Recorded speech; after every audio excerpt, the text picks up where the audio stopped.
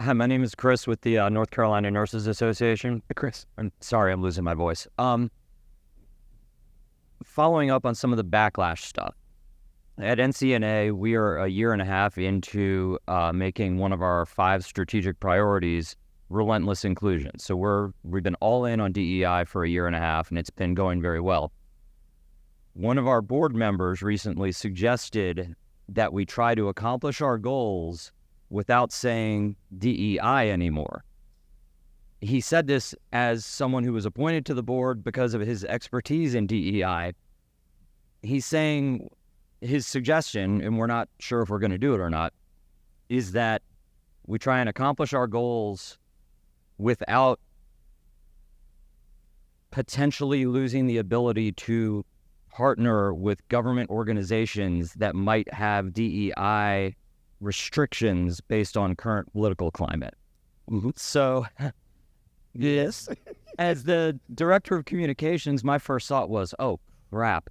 How am I supposed to communicate about DEI without saying DEI anymore? And I'm just curious about your thoughts on where this is going and some of the blowback and what words get vilified by certain angles and that sort of. I get it. I have thoughts.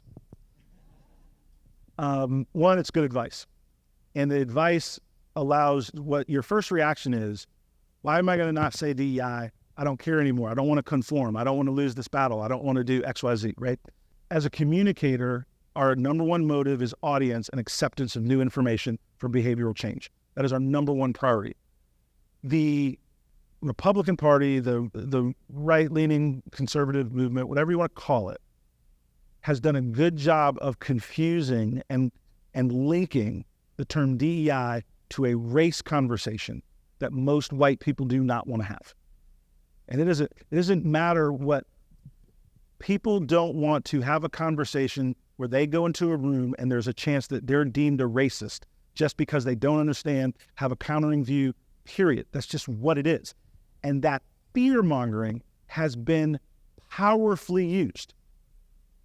Because of that, you could lose conversational momentum, fiscal momentum, by fighting in a theater that we're not winning because it's a shouting match, it's a verbal food fight.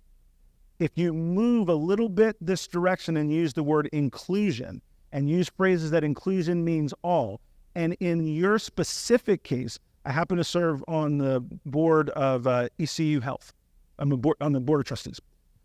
And we're talking about some of the same things. Healthcare outcomes, building trust in low trust communities. There are things where you can gain agreement and move forward.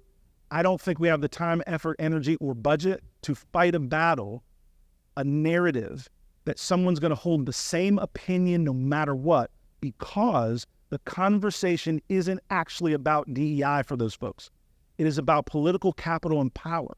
So therefore, they can never agree with you. Even if your facts are better, they can never agree with you because their goals are different. Your goal is healthcare outcomes. Their goal is to redraw a political map and power.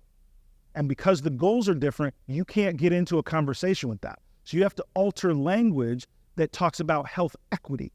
You have to alter language that talks about healthcare outcomes. You have to talk about inclusive language so that a nurse, and I experienced this with my dad, a nurse just getting out of nursing school and trying to be attentive to a 70-year-old grumpy black man that doesn't trust white people.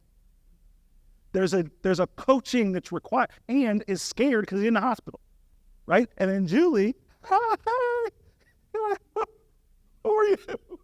Don't touch me, right? Because there's all of these inbred fears and biases, and then he's on all kinds of drugs, right?